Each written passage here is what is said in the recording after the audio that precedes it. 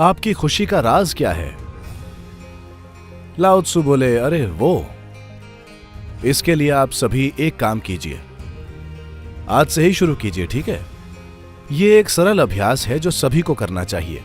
दिन के अंत में आप अपने बिस्तर पर बैठकर पूरे दिन पर ध्यान दें।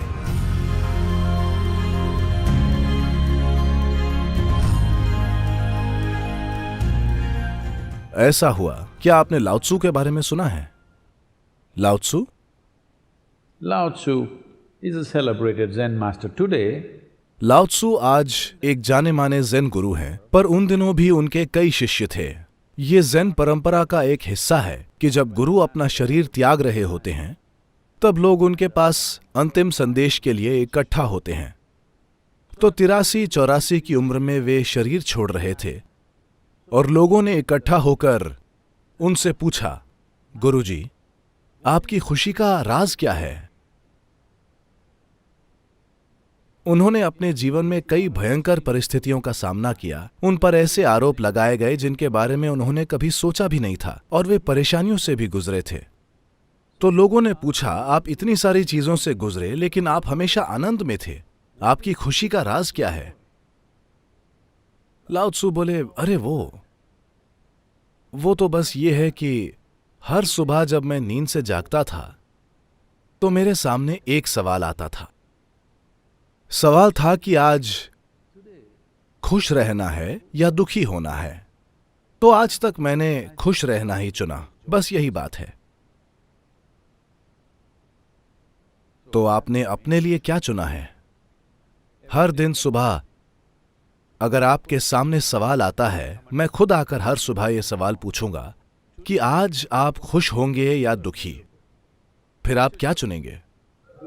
आपको हर दिन यह चुनाव करना चाहिए कि आज मैं खुश रहूंगा। खुश होना अपने आप में कोई लक्ष्य नहीं है, बस ऐसा है कि जब आप खुश होते हैं तो आप दुनिया के लिए अच्छे होते हैं। जब आप खुश होते हैं तो आप ज्यादा समझदार होते हैं। जब आप खुश होते हैं तो आप अपने खिलाफ बेवकूफी की चीजें कम करते हैं। ऐसा कोई नहीं है जो कभी खुश ना हुआ हो, सभी कभी न कभी खुश हुए हैं। बस समस्या ये है कि वे लगातार खुश नहीं रह पाते। बस यही बात है। तो आपको खुद पर किसी इरादे को थोपने की जरूरत नहीं है, बस छोटे छोटे साधन, ताकि आप अपनी स्थिति न बिगाड़ें।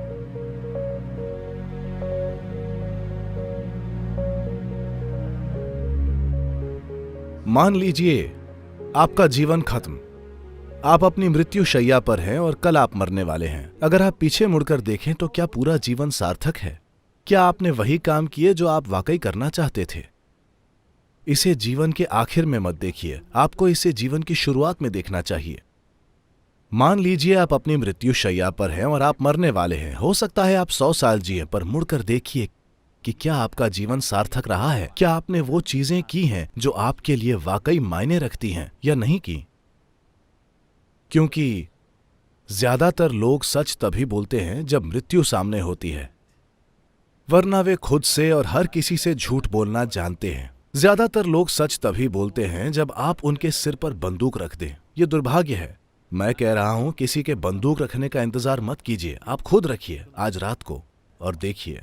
मान लीजिए आप अभी मरने वाले हैं, तो क्या आपने ऐसी चीजें की हैं जो आपके जीवन में वाकई सार्थक हैं?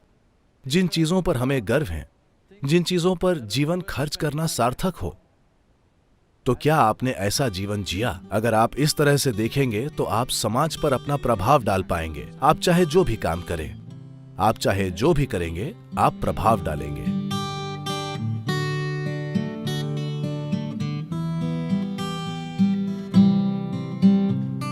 हम नहीं जानते कि आप जीवन में क्या कर सकते हैं और क्या नहीं कर सकते।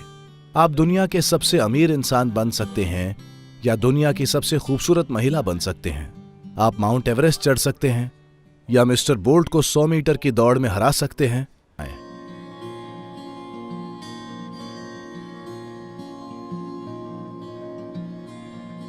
जैसे कि कहा जाता है, कोई इंसान बीमार सिर्फ इसीलिए होता है क्योंकि वो ये नहीं जानता कि स्थिर कैसे रहा जाए। क्योंकि स्थिरता में आप ऐसे आयाम के संपर्क में होते हैं जो सृष्टि से काफी परे है। तो अगर किसी को उस कृपा को पाना है तो कम से कम कुछ मात्रा में स्थिरता आपके जीवन में आनी चाहिए। ऐसा होने के लिए एक खास मात्रा में मौन आपके जीवन में आना चाहिए। अगर फिलहाल ऐसा नहीं हो रहा है तो कम से कम थोड़े मौन का अभ्यास करें। अगर 1 घंटे में आप फिलहाल 1570 शब्द बोल रहे हैं, कितने शब्द? आप हर मिनट में कितने शब्द बोलते हैं?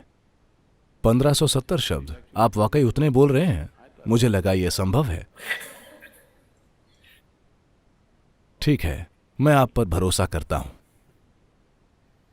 तो जितने भी शब्द हों, ये देखिए कि क्या आप वही बात आधे शब्दों में कह सकते हैं। अचानक से आप हर चीज के बारे में बहुत जागरूक हो जाएंगे। फिलहाल मौखिक दस्त है आपको। अगर आप 1570 बोल रहे हैं तो दस्त ही है। अब अगर आपको आधे शब्द रोकने हों और फिर भी वही चीज कहनी हो, अब आपको बहुत ज्यादा जागरूक होना पड़ेगा, वरना आप नहीं कह पाएंगे।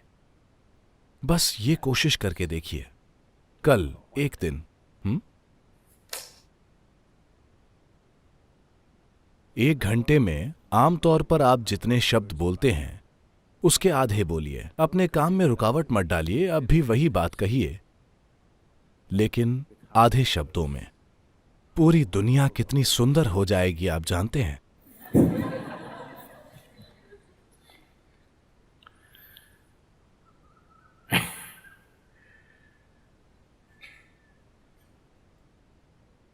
कल दुनिया एक सुंदर जगह हो जाएगी अगर हर कोई ऐसा करता है तो। कई शादियां बच जाएंगी।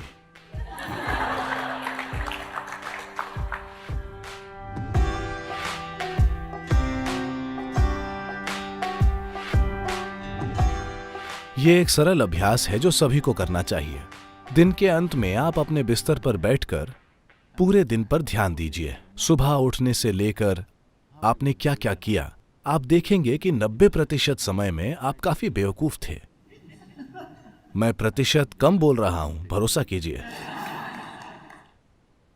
अगर आपको थोड़ा सा काम दिया गया, अगर आपको थोड़ी सी जिम्मेदारी दी गई, तो अचानक आप इतने महत्वपूर्ण बन गए। आप अचानक ब्रह्मांड से बड़े बन गए। आप कितनी बार ब्रह्मांड से बड़े बने? अगर आप ये देखें तो पाएंगे कि ज्यादातर समय आप बड़े ही थे। आप कितनी बार अपनी नश्वरता के प्रति जागरूक नहीं थे, और कितनी बार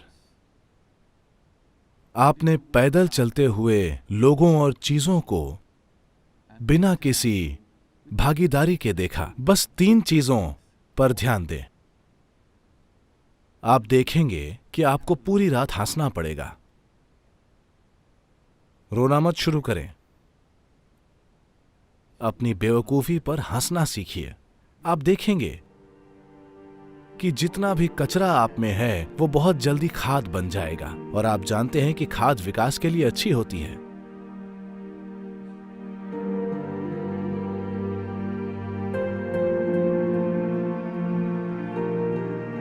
अगले 12 महीनों में खुद को ऐसा बनाइए कि आप खुद अपने जीवन में एक अड़चन नहीं है, बिल्कुल नहीं। क्या आप खुद के साथ ऐसा कर सकते हैं? आप इसके योग्य हैं कि आप खुद परेशानी नहीं बने। अगर कोई और आपको परेशानी दे रहा है, सिर्फ तभी जीवन में परेशानी है। अगर आप अकेले बैठे तो आप खुद परेशानी कभी नहीं हो। खुद को ऐसा बना लीजिए। इसके लिए एक चीज कीजिए, आप सभी आज से ही शुरू कीजिए, ठीक है? एक चीज जो आप नहीं बनना चाहते, एक छोटी सी चीज, ठीक है? आज उसे दूर कर दीजिए। हर पूर्णिमा के दिन एक और चीज छोड़ दीजिए, चाहे वो कितनी भी छोटी क्यों ना हो, लेकिन कदम पक्का होना चाहिए। बड़ी चीजें नहीं, जैसे मैं अपना क्रोध छोड़ दूंगा। मैं ऐसी बकवास में विश्वास नहीं करता। आप ये कर सकते हैं कि आज के बाद अगर क्रोध आया तो मैं मुंह बंद कर लूंगा। यह किया जा सकता है। हाँ, मैं गुस्सा नहीं करूंगा, यह फिलहाल नहीं किया जा सकता। तो इस तरह हर महीने एक पक्का कदम लीजिए खुद के बारे में। कोई चीज जो आपको लगता है कि आपके जीवन के लिए जरूरी नहीं है, कोई भी एक छोटी सी चीज हर महीने खुद से दूर कर लीजिए। 12 महीने में आप एक खूबसूरत इंसान बन जाएंगे, आप खुद एक समस्या नहीं होंगे। ऐसा कीजिए, आप इसके योग्य हैं और ये सार्थक है ना?